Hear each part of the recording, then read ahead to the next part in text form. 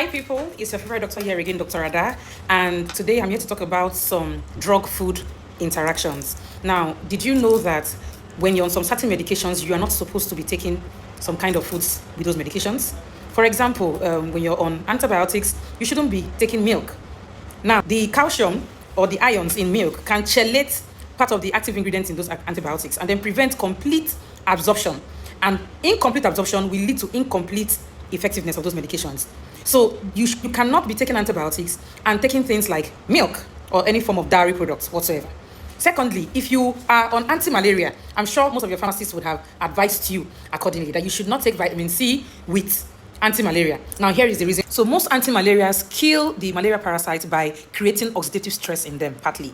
Now, when you take vitamin C, you actually stop that process because vitamin C is an antioxidant. So it prevents the oxidative process that the anti-malaria will use, to truncate the activity of the malaria parasite. So yes, if you have ever heard not to take vitamin C with your anti-malaria medication, please don't. It's usually advised not to. You can keep that for about 3 days, and then after your treatment, you can continue. It's also important for me to mention that usually your dietary vitamin C that you see in your oranges, pineapples, lemon is actually generally safe. The major problem we have is the vitamin C in your supplements because they come in very large doses. So please don't get the message wrong. What you're supposed to avoid are the supplemental vitamin C, but the ones you have in your fruits are naturally safe and okay. So you can take your fruits even while you're on anti-malaria treatment. Another drug food interaction is the one that comes from grape juice or grape, the grape you know. Now, what grape or grape juice does is that it blocks the liver enzymes. And liver enzymes are responsible for drug metabolism.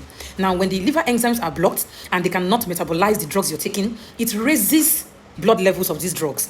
And simple drugs that can be affected are high blood pressure medicines like amlodipine, felodipine, statins, which are anti-cholesterol drugs like atorvastatin, rosuvastatin, and even anti-anxiety drugs like diazepam. Another interaction that is very interesting is the one from green leafy vegetables like ugu and spinach. Now, ugu and spinach are very rich in vitamin K, and they actually affect the drug effect of a drug called warfarin. Warfarin is a blood thinner. Now, vitamin K impedes the action of warfarin, and warfarin is supposed to thin the blood to prevent what we call blood clots.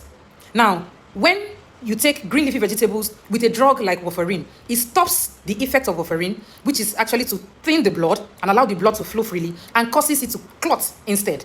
So this is an example of a drug food interaction. Now, there is alcohol and metronidazole interaction.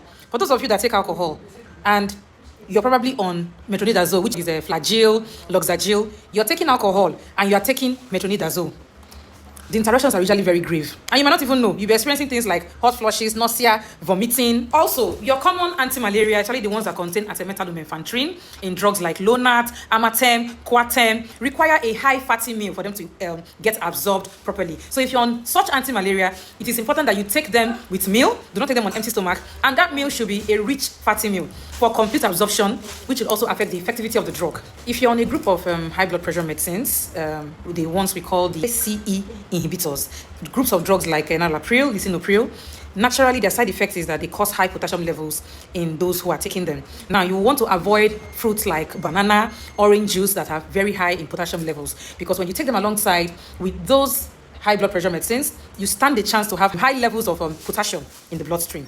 Now, in essence, if you're taking any drug, please let your pharmacist know so that they can give you appropriate advice. There are some drugs that don't go with some type of food. Yes, that's something we call drug-food interaction. So it is important that you are counseled accordingly as to what you can eat and what you cannot eat, so that you don't have drug-food interactions. If this video was helpful, please like, comment, share, so that your neighbors can hear about this too. And I will see you guys in my next one. Thank you for watching. Mwah.